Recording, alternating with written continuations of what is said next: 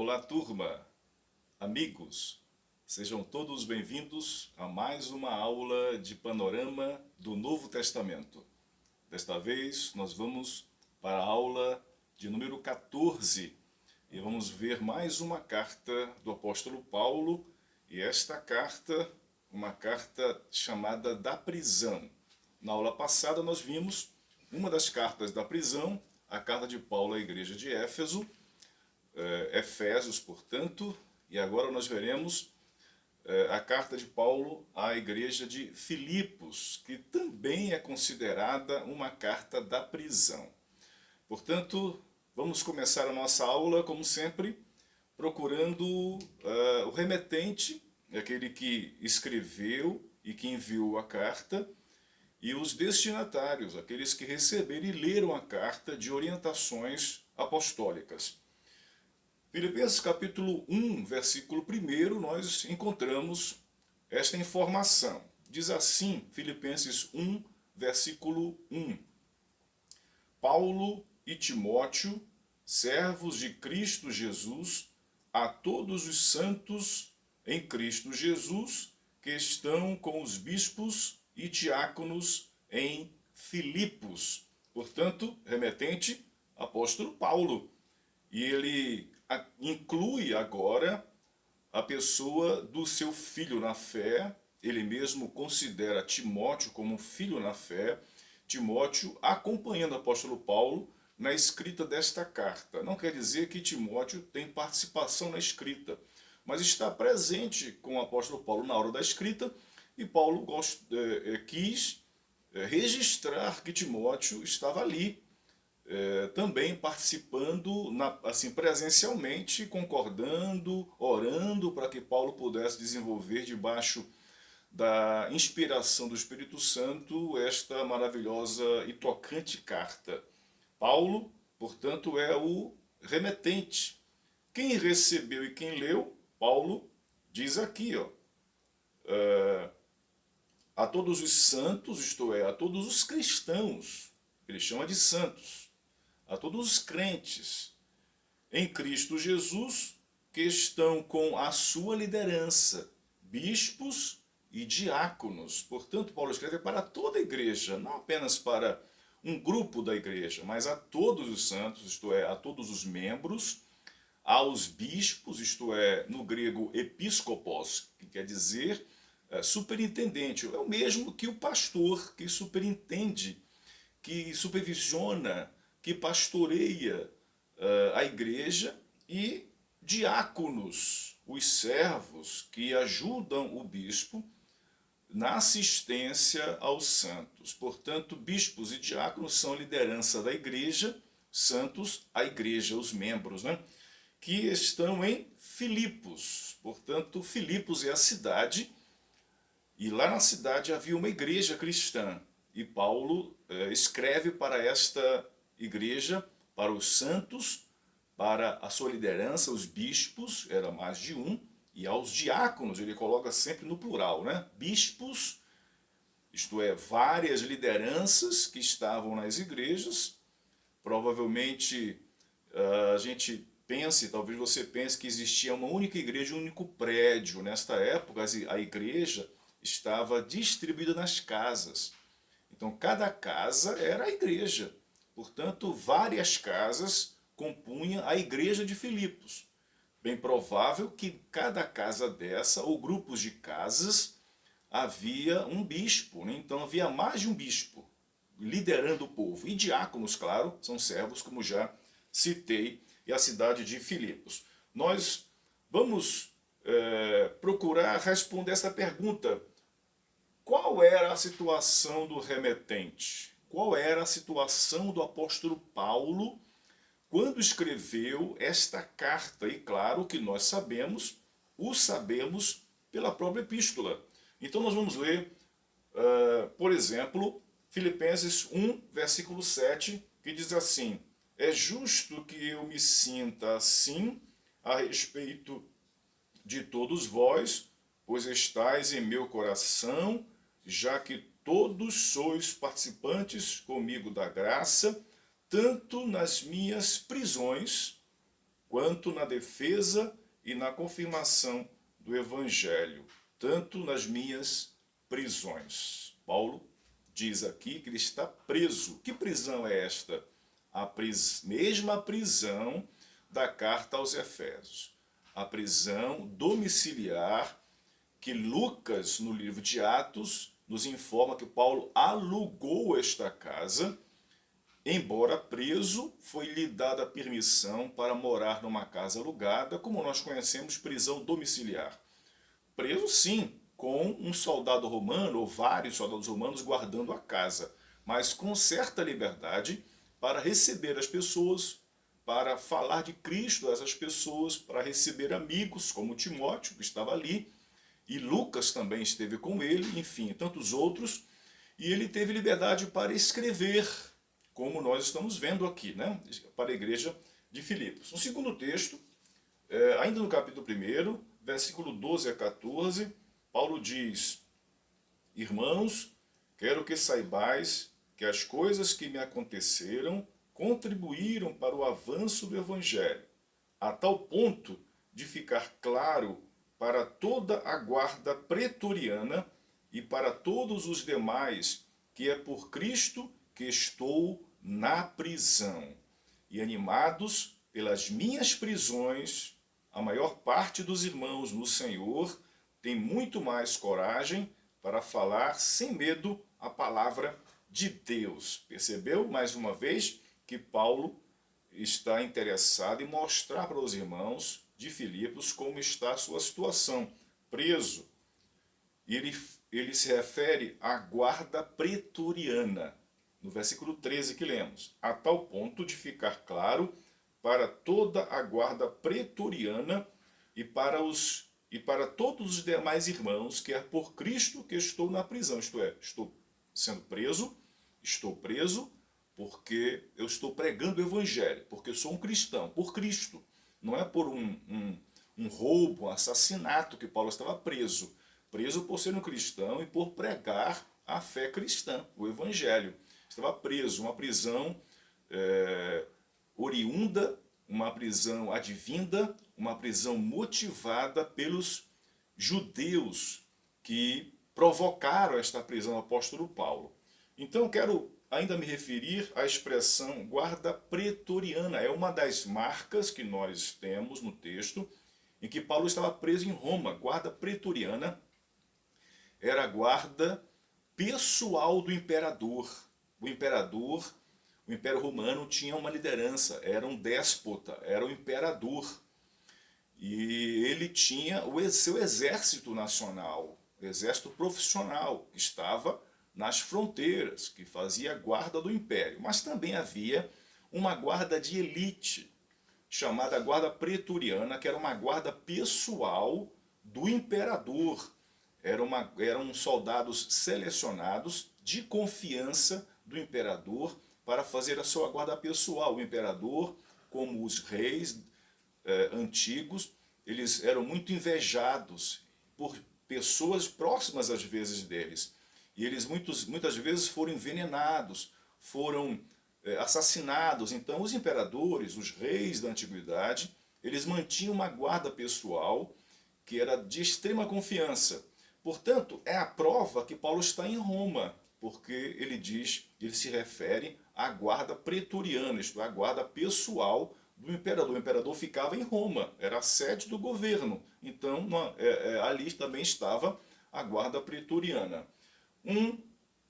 Próximo texto, versículo 19, ainda do capítulo 1, Paulo diz: Pois sei que isso resultará em salvação para mim, pela vossa súplica e pelo socorro do Espírito Santo, do Espírito de Jesus Cristo.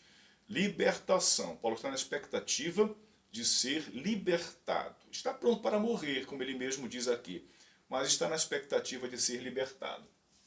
Para finalizar esta parte da situação do remetente, capítulo 2 agora, o versículo 17 diz assim: Contudo, ainda que eu seja derramado como libação sobre o sacrifício e o serviço da vossa fé, alegro-me e me congratulo com todos vós. Como eu disse ainda há pouco, Paulo estava disposto a morrer. Como é que nós sabemos disso? Ele diz aqui, ainda que eu seja derramado como libação, isto é, ainda que minha vida seja apresentada como sacrifício pela fé de vocês, eu estou pronto para morrer. Sacrifício de libação era um sacrifício de líquidos que eram derramados no sacrifício, em cima do animal, vinho, etc., eram derramados. Então, era um tipo de sacrifício. E Paulo diz, portanto, aqui que ele está pronto para morrer, ao mesmo tempo que ele considera a possibilidade, e esta real, de ser liberto. Ele mesmo diz, vale a pena ler no capítulo 1. Onde ficava a cidade de Filipos? Este mapa é o mapa da segunda viagem missionária. Paulo, na primeira viagem, saiu de Cesareia, né, marítima, que era a costa, foi para a ilha de Chipre e depois chegou ao continente em Pafos. Em Pafos não, né? Chegou em Perge. Pafos ainda é em Chipre. Desta vez foi diferente. Na segunda viagem, Paulo não mais vai para Chipre, porque o irmão lembra, você lembra que houve um descontentamento, uma dissensão entre Paulo e Barnabé. Barnabé sim seguiu com Marcos para Chipre, e Paulo foi pelo continente, pela região da Galácia, e chegou a Filipos, aqui está, lá em cima, no norte da Macedônia. Na Macedônia, Filipos, uma cidade. Nós ouvimos falar de algumas cidades, como Tessalônica, que existe uma carta para esta igreja, né, para esta cidade. Portanto, Paulo atravessou o mar Egeu e chegou na Europa. Saiu da Ásia, atravessou o mar Egeu, chegou na Europa, nessa região superior, norte, o norte da Macedônia, e embaixo, quando o Novo Testamento fala de Acaia, se refere a Corinto, que é essa parte mais ao sul aqui na Grécia. Tá certo? Então, esta é a cidade, veja a distância de onde Paulo saiu nas viagens que duravam meses e anos até, como esta viagem aqui, né? A primeira já durou entre um ano e meio, esta durou mais um pouco, a terceira durou mais ainda, só em Éfeso ele passou 3 anos. Muito bem, vamos continuar. Vamos falar um pouquinho sobre a fundação da igreja. Esta igreja foi fundada pelo apóstolo Paulo. E como nós já dissemos, Paulo fundou esta igreja na cidade de Filipos, a igreja de Filipos, na sua segunda viagem missionária. Onde está este registro histórico? Está no capítulo de Atos, evidentemente. No capítulo 15, no finalzinho do capítulo 15, no versículo 40, nós encontramos Paulo começando esta terceira viagem. O capítulo 15, basicamente, se refere ao concílio de Jerusalém, que resolveu a questão da entrada de gentios na igreja e como eles deveriam ser recebidos, o que não deveria ser exigido a eles. Portanto, ao final desse concílio, no versículo 40, que é onde começa a terceira viagem, observe Atos 15, 40. Mas Paulo, tendo escolhido depois da dissensão, da divisão de Paulo com Barnabé, Barnabé seguiu viagem com Marcos para Chipre, então Paulo ficou sozinho, pegou quem? Pegou Silas. Mas Paulo, tendo escolhido Silas, partiu confiado pelos irmãos a graça do Senhor e passou pela Síria. Ele está aqui, vamos voltar no mapa, ele está aqui na Antioquia da Síria, que é a cidade base, que é a igreja base dele. Ele vai pela Síria e que mais? Ele vai para a Cilícia. Olha a Cilícia onde está. Cilícia. E fortalecendo as igrejas. Ele vai por todas as igrejas da Galácia. Lembra da Galácia? Antioquia, da Pisídia, Icônio, Derbe e Listra. Ele vai fortalecendo os irmãos nessa região. Segue aqui quando ele mesmo admite que teve uma visão, que um varão macedônio diz a ele, ajuda-nos. Ele entendeu então que o Espírito Santo estava direcionando a viagem agora, não mais para Éfeso, que achava que fosse para lá, mas era para Macedônia, exatamente onde está a cidade de Filipos. Muito bem, nós vamos seguir, portanto, Paulo fundou. Aqui no capítulo 15, verso 40, é o comecinho, como nós vimos, desta segunda viagem. Capítulo 16 todo, Atos vai falar sobre esta viagem até o último versículo do capítulo 16, onde termina essa viagem. O 40, né? O versículo 40 diz: eles saíram da prisão e foram para a casa de Lídia. Lembra que Paulo esteve preso na cidade de Filipos. Houve aquela situação com o carcereiro, ele se converteu com a família toda, foram batizados, etc. E o 40 diz já no final desse episódio: e eles saíram da prisão e foram para a casa de Lídia. Ao verem os irmãos, os encorajaram e depois partiram. Partiram de onde? Da cidade de Filipos. No capítulo 17 de Atos, Paulo já vai entrar na cidade de Tessalônica, que é uma outra carta que a gente vai estudar posteriormente. Então, do capítulo 15, versículo 40, a todo o capítulo 16, finalizando no versículo 40 também, portanto, Atos 15, 40 a 16, 40, é o texto bíblico de Atos dos Apóstolos que registra o que Paulo passou na cidade, o que ele fez na cidade de Filipos, que resultou posteriormente, né, na escrita desta carta aqui.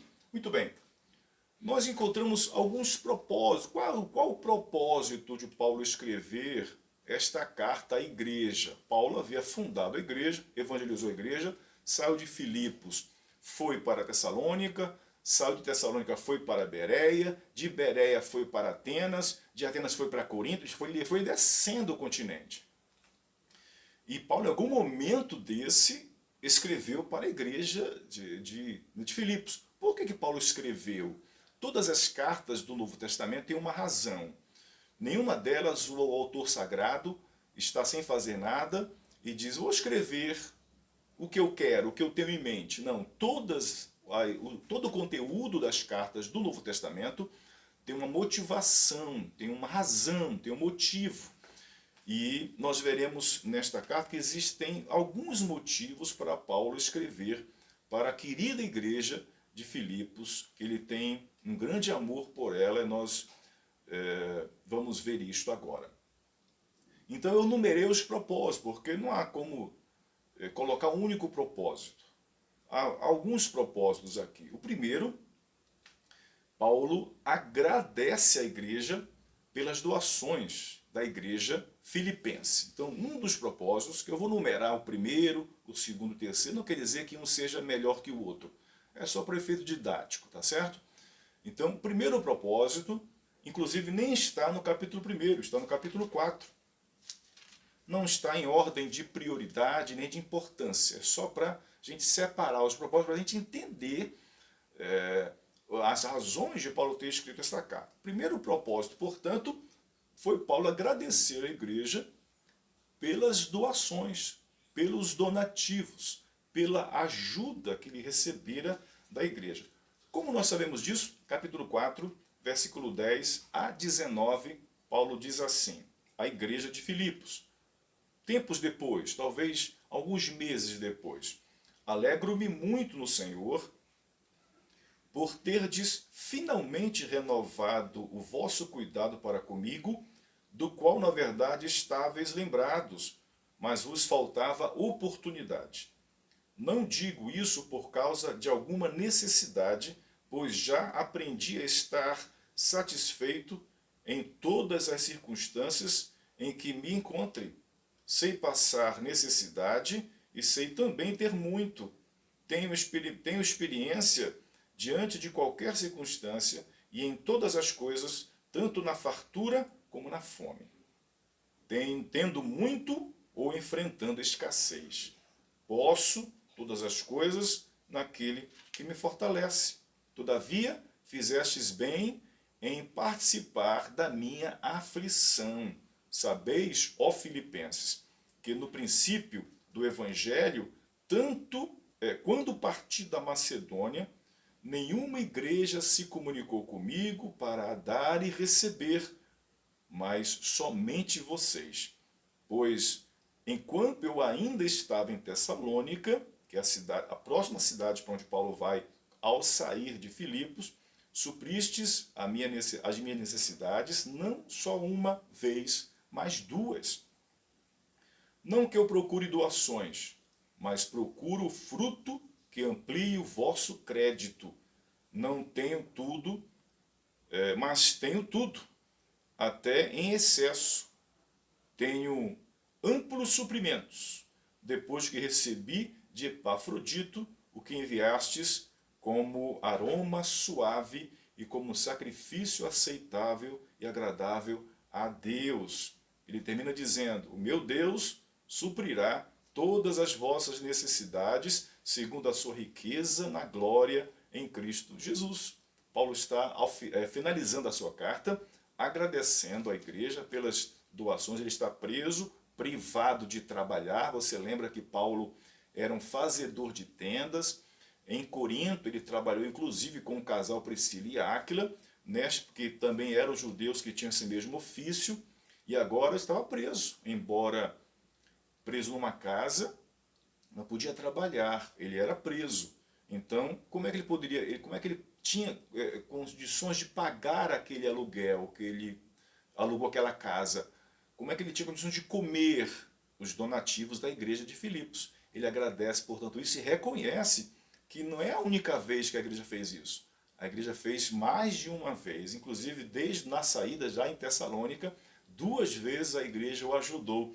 E você vai entender, portanto, ele diz assim: eu agradeço muito a vocês, mas aprendi a ter fartura e ter escassez. Posso todas as coisas naquele que me fortalece. Então você compreende então esse versículo 4:13, que não é amparo para irresponsabilidade. Posso todas as coisas naquele que me fortalece. Paulo está dizendo: eu aprendi a viver no alto e embaixo, a ter muito e a ter escassez, a ter o que comer num dia e no outro não ter. Eu posso todas as coisas. Isso é o contexto desse versículo 13 do capítulo 4. Portanto, esse é um dos motivos, um dos propósitos que Paulo escreveu essa carta, para agradecer. Muito obrigado pelas doações. Vocês, reconheço, me ajudaram mais de uma vez e até agora estão comigo neste ministério da igreja, ajudando o missionário na sua necessidade. Propósito 2. Lembre que não é em ordem de importância, apenas para separar didaticamente, para que a gente possa compreender as partes da carta. Paulo desejava dar notícias dele.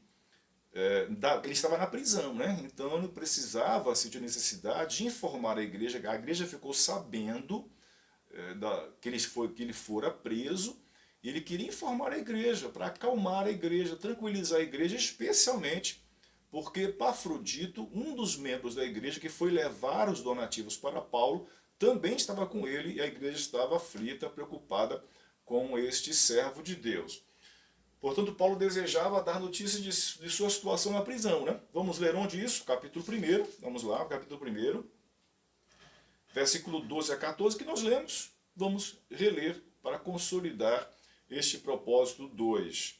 Filipenses 1:12 diz: irmãos, quero que saibais que as coisas que me aconteceram contribuíram para o avanço do Evangelho, a tal ponto de ficar claro para toda a guarda pretoriana e para todos os demais que é por Cristo que estou na prisão, e animados pelas minhas prisões, a maior parte dos irmãos no Senhor tem muito mais coragem para falar sem medo a palavra de Deus. Ele está preso e os irmãos, ele diz, os irmãos de Roma, ao saberem disso, que estava preso por causa do Evangelho, se animaram também pela coragem do apóstolo, pela espiritualidade do apóstolo de sofrer aquela situação. Os irmãos se animaram. Paulo reconhece isso. Portanto, propósito 2 é simplesmente mostrar para a igreja como estava a sua situação, né?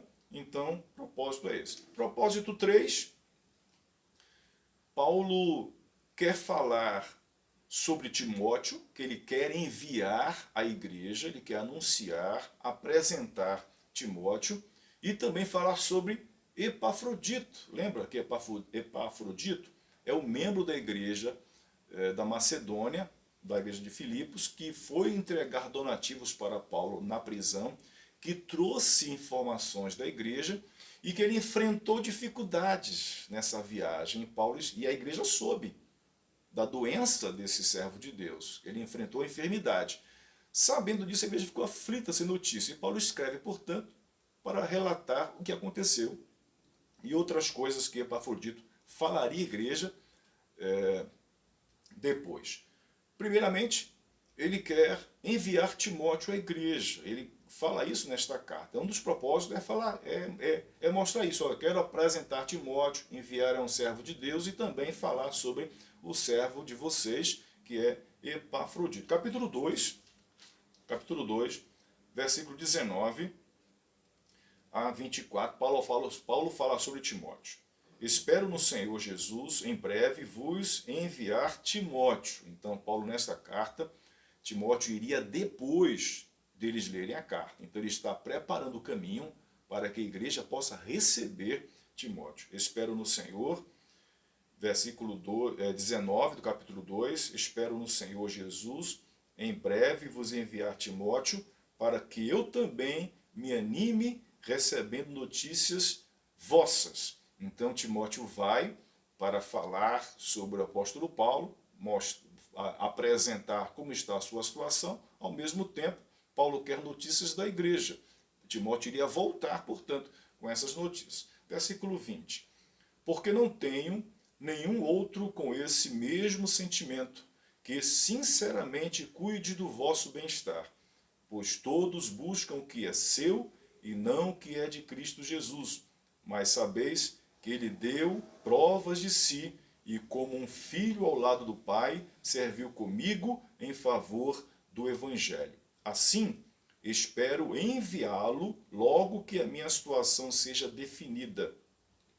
Mas confio no Senhor, que também eu mesmo irei em breve. Paulo prepara o caminho para Timóteo, para que ele possa receber. As pessoas eram recebidas nas casas, né? Não tinha hotel, ou quase não tinha hotel, como hoje, pelo menos. E quem enviava notícias do apóstolo, ou portadores das cartas, eram hospedados nas casas dos irmãos. Paulo prepara isso, né? Para que Timóteo seja bem recebido. E faz um relato assim precioso da vida deste servo. E você percebeu aqui que no versículo 24, ele termina falando bem de Timóteo e revela um detalhe. Mas eu confio no Senhor que também, isto é, além de Timóteo, eu também mesmo irei em breve. Paulo está convicto aqui que será libertado. Pronto para morrer, mas tem a expectativa, forte expectativa, de que será livre da prisão. Portanto, aqui ele fala de Timóteo. Na sequência, ele vai falar de Epafrodito, um membro da igreja filipense. Versículo 25 em diante até o versículo 30. Contudo, isto é, antes de Timóteo ser enviado, ele vai depois, mas agora já estou enviando Epafrodito. Em outras palavras, Paulo diz isso. Versículo 25, na sequência do texto. Contudo, achei necessário enviar-vos Epafrodito, meu irmão e cooperador, companheiro de lutas, a quem enviastes para me socorrer nas minhas necessidades. Portanto, Epafrodito foi o enviado da igreja para levar donativos para Paulo na prisão. Versículo 26. Porque ele sentia saudades de todos vós e estava angustiado por saberdes que ele havia adoecido. Epafrodito havia enfrentado enfermidade séria na viagem, a igreja soube e ficou aflita pela situação do apóstolo Paulo preso e agora de Epafrodito enfermo e preocupado com relação ao bem-estar dele, né? Versículo 27. Pois ele de fato esteve doente, e veja a gravidade da doença, à beira da morte. E não somente dele, mas também de mim, à beira da morte. Mas Deus se compadeceu dele, e não somente dele, mas também de mim, para que eu não tivesse uma tristeza após a outra. Por isso, eu envio a vós com mais urgência, para que vos alegreis, vendo outra vez, e assim eu tenha menos tristeza, recebei no Senhor com toda alegria e honrai os homens como ele, pois ele chegou às portas da morte pela obra de Cristo, arriscando a vida para suprir-me o que faltava do vosso serviço. Epafrodito arriscou a vida para cumprir a sua missão, entregar na mão do apóstolo Paulo o donativo da igreja, para ajudar Paulo nessa situação difícil de aprisionamento. Portanto, o terceiro propósito é abrir caminho para Timóteo visitar a igreja, para que Paulo tenha notícias dela, e antes disso, junto com a carta, enviou Epafrodito, porque a igreja estava aflita pelas razões que já comentamos, e Paulo queria acalmar a igreja, e Paulo agradeceu a Deus por não ter acrescentado tristeza a ele, se algo terrível, como a morte, tivesse batido na porta da vida de Epafrodito. Mas não aconteceu isso, ele voltou e tudo ficou bem. Portanto, o quarto propósito que nós veremos é o combate das divisões da igreja. Você percebe que como é que Paulo ficou sabendo da situação interna da igreja? Epafrodito, lembra? Epafrodito foi enviado da igreja com os donativos. E é claro, Epafrodito falou a Paulo a situação da igreja, isso é natural. Como é que está a igreja lá, Epafrodito? Ah, Paulo está indo bem, reuniu esses donativos, a igreja preocupa-se com você, tem círculo de oração das irmãs, elas oram continuamente pelo teu ministério, mas está acontecendo uma coisa triste na igreja, divisões, brigas, facções na igreja. Infelizmente, estamos enfrentando isso. Paulo, ouvindo este relatório de Epafrodito, inclui na sua carta este quarto propósito, que é combater as divisões na igreja. Como nós sabemos disso? Paulo, portanto, ele vai falar sobre combater a falta de unidade da igreja, as divisões, né? Uma outra maneira de falar. Como nós sabemos disso? Capítulo 2, de 1 a 4, nós encontramos ensinos de Paulo combatendo a falta de unidade da igreja, assunto, problema trazido por Epafrodito, que trouxe os donativos da igreja para o apóstolo Paulo. O primeiro texto é capítulo 2, de 1 a 4, que diz assim: portanto, se há em Cristo alguma exortação, alguma consolação de amor, alguma comunhão do Espírito, se há qualquer sentimento profundo de compaixão, completai a minha alegria, para que tenhais o mesmo modo de pensar, o mesmo amor, o mesmo ânimo, pensando a mesma coisa. Olha só, eles não estavam pensando a mesma coisa. Eles não tinham o mesmo amor, o mesmo ânimo, a mesma alegria, o mesmo modo de pensar. A igreja estava dividida. E Paulo exorta a igreja a que tenha o mesmo modo de pensar, o mesmo amor, o mesmo ânimo, pensando a mesma coisa. Versículo 3 do capítulo 2. Não façais nada por rivalidade e nem orgulho. Olha só, havia divisões na igreja causado por rivalidade. Irmão rivalizando com o outro, motivado pelo orgulho. E Paulo diz, não façais nada, não façam nada motivados por rivalidades e por orgulho, mas com humildade, e assim cada um considere os outros superiores a si mesmo. Cada um não se preocupe somente com o que é seu, mas também com o que é dos outros. Havia falta de unidade da igreja. E Paulo diz, não façam nada por rivalidade, nem por orgulho, mas com humildade. Sejam humildes uns para com os outros. E qual é a prova da humildade? É considerar o irmão superior, isto é, eu considero o irmão acima de mim, e é uma prova de humildade, né? E não o contrário. Se eu olho para o irmão de cima para baixo, eu mostro superioridade. Mas se eu olho o irmão de baixo para cima, considerando superior, eu mostro humildade na minha prática cristã dentro da igreja. Versículo 14, ainda falando sobre isso, esse quarto propósito, combatendo a falta de unidade na igreja, ainda no capítulo 2, Paulo diz: fazei todas as coisas sem queixas nem discórdias. No capítulo 4, vamos lá para o final, né? Capítulo 4, versículo 2 e 3, Paulo diz uma coisa curiosa até, né? Impressionante aqui. Capítulo 4, 2 e 3. Suplico, ele não pede, ele não... uma solicitação qualquer, é uma súplica. Suplico a Evódia e a Sintique, duas irmãs da igreja. Duas irmãs da igreja. Ele está suplicando a elas. O quê? Que entrem em acordo no Senhor. Estavam brigando. Uma rivalizando com a outra, motivada por orgulho, uma se achando superior à outra, e Paulo diz: suplico a Evódia e a Sintique que entrem em acordo, isto é, que deem as mãos, que resolvam esta divisão, esta separação. E peço também a ti, meu verdadeiro companheiro, que as ajudes, pois trabalham comigo no Evangelho, junto com Clemente e com meus outros cooperadores, cujos nomes estão no livro da vida. Elas eram cristãs, junto com os demais. Os nomes delas, como os demais, estavam escritos no livro da vida.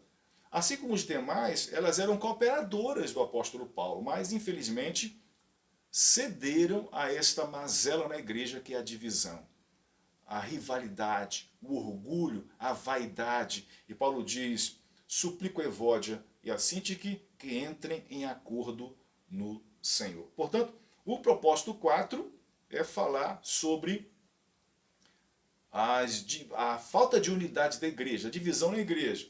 Propósito 5. Propósito 5.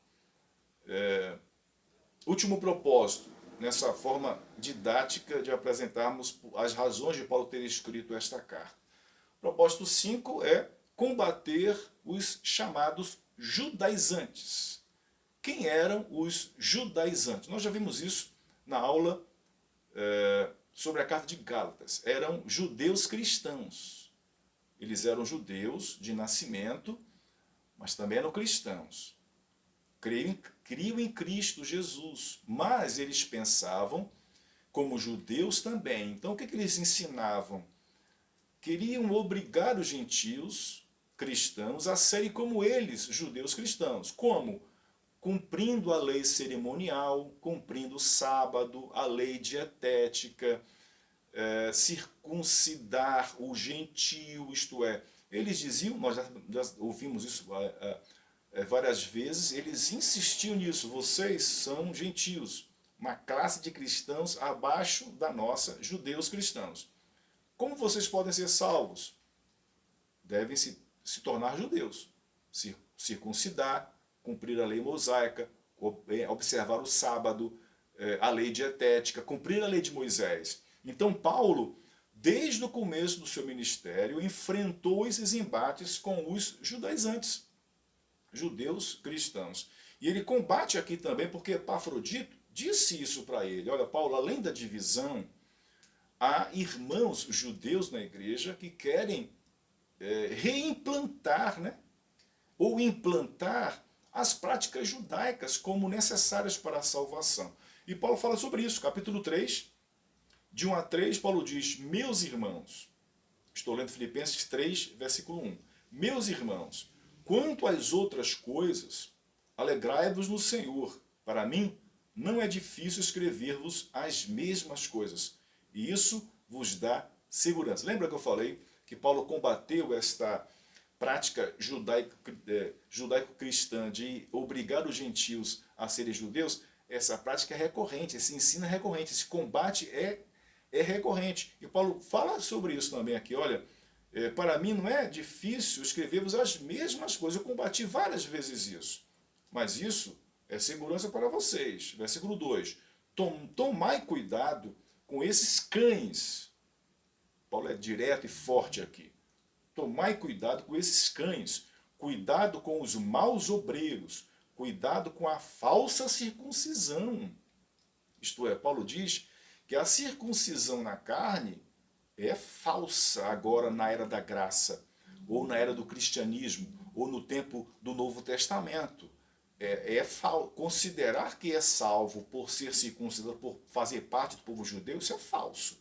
E Paulo diz, cuidado, tomai cuidado com esses cães, cuidado com os maus obreiros, cuidado com a falsa circuncisão. Versículo 3, ele termina essa parte dizendo, porque nós é que somos a circuncisão, nós que servimos a Deus em espírito e nos orgulhamos em Cristo Jesus e não confiamos na carne.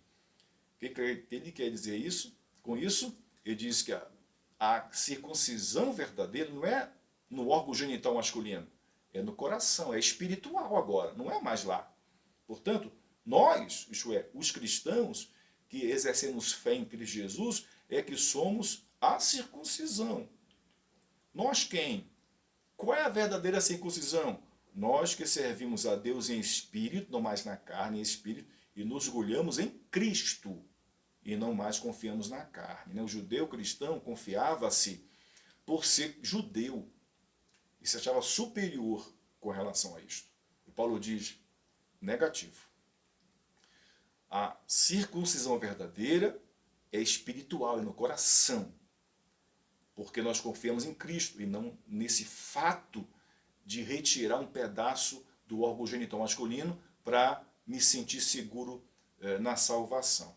Um outro texto, versículo 17 a 19, Paulo diz, irmãos, sede meus imitadores e prestai atenção nos que andam conforme o exemplo que tendes em nós. Isto é, veja o que eles estão pregando e vivendo, se bate com o que nós pregamos e vivemos entre vocês e até hoje. Porque há muitos sobre os quais vos falei diversas vezes, e agora vos digo até chorando, que são inimigos da cruz de Cristo. Quem quer introduzir o judaísmo dentro da igreja, Paulo considera o quê? Inimigo de Cristo. Aqueles que querem colocar menorá dentro da igreja, tirar a cruz, colocaram a bandeira de Israel, que fazem casamentos judaicos dentro da igreja. Paulo diz, esses querem introduzir o judaísmo dentro da igreja. Paulo diz, são inimigos da cruz de Cristo, porque para a salvação só precisa de Cristo, não precisa de mais nada. Versículo 19, Paulo fala sobre o fim deles. O fim deles é a perdição. O Deus deles é o estômago. Por que Paulo diz que o Deus deles é o estômago? Pela dieta judaica, de não comer isso, não comer aquilo, etc. A dieta judaica foi abolida no Novo Testamento. O fim deles é a perdição, o Deus deles é o estômago, e a glória que eles têm baseia-se no que é vergonhoso. Eles se preocupam só com as coisas terrenas. Portanto, Paulo combate aqui o seu último propósito na carta, combate os judaizantes. Vamos reprisar os cinco propósitos. Primeiro propósito, gratidão pelo sustento. Segundo propósito, Paulo quer mostrar, dar à igreja notícias de sua situação preso em Roma, no capítulo 28 de Atos. Terceiro propósito, falar sobre Timóteo, apresentar a ida de Timóteo e falar da situação de Epafrodito, membro da igreja. Quarto propósito, combater a falta de unidade da igreja. Gente brigando, irmãos brigando entre si, dividindo a igreja. E o quinto e último propósito, combater os judaizantes. A fé é exclusiva em Cristo, basta isso. E Paulo quer enfatizar isso nesse quinto propósito. Como é que nós podemos estruturar a carta de Paulo aos Filipenses? De maneira muito simples, nós podemos dividir em 4 partes. A primeira, que é o capítulo 1, Paulo quer dar informações da sua prisão, ao mesmo tempo que ele quer refletir sobre esta prisão. A informação é dizer que ele está preso.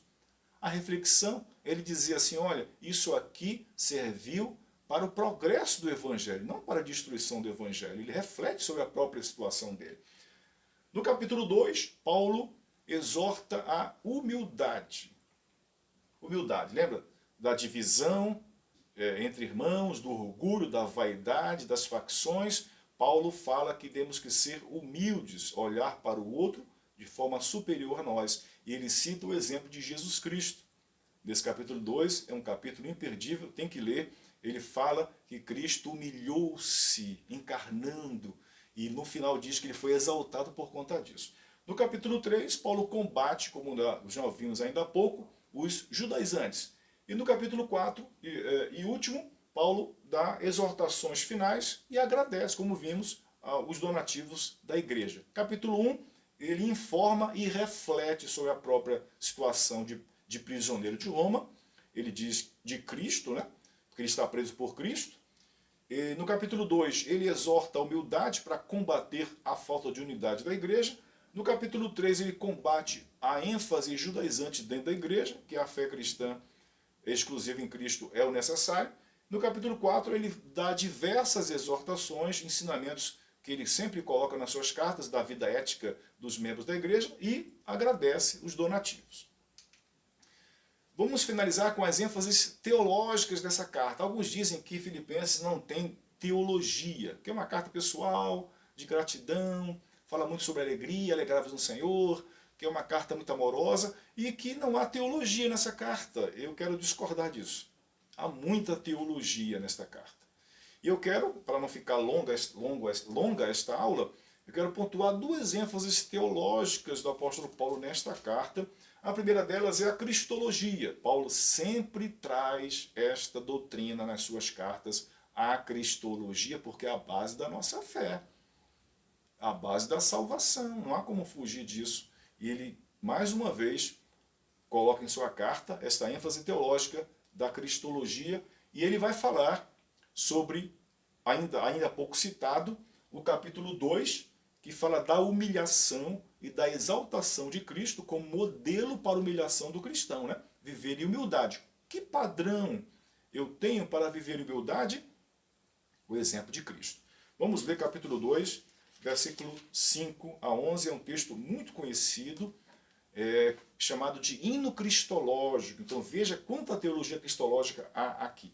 Filipenses capítulo 2, versículo 5 a 11 diz assim: tende em vós o mesmo sentimento que houve em Cristo Jesus, que existindo em forma de Deus, não considerou o fato de ser igual a Deus algo a que devesse se apegar, mas pelo contrário, esvaziou a si mesmo, assumindo a forma de servo e fazendo-se semelhante aos homens. Assim, na forma de homem, humilhou-se a si mesmo, sendo obediente até a morte e morte de cruz.